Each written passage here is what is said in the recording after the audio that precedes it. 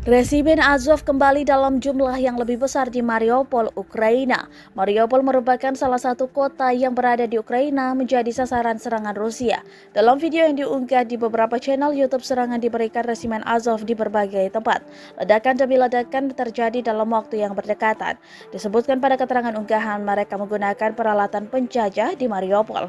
Jumlah pasukannya pun 10 kali lebih besar. Mereka memiliki pesawat dan kapal. Mereka juga memiliki banyak peralatan senjata lainnya. Para resimen Azov yang diketahui merupakan sayap kanan Ukraina itu seakan menjadi penjajah di negara itu sendiri. Mereka melanjutkan kemiskinan penjajah di jalan-jalan Mariupol, Ukraina.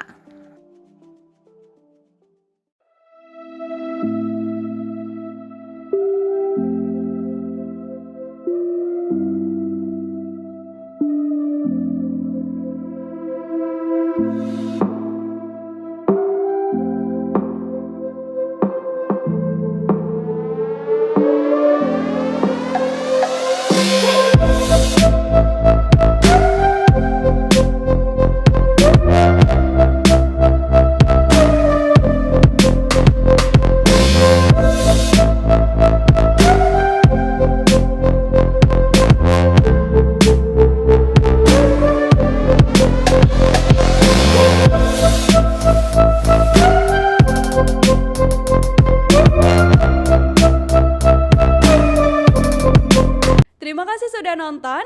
Jangan lupa like, subscribe, dan share ya.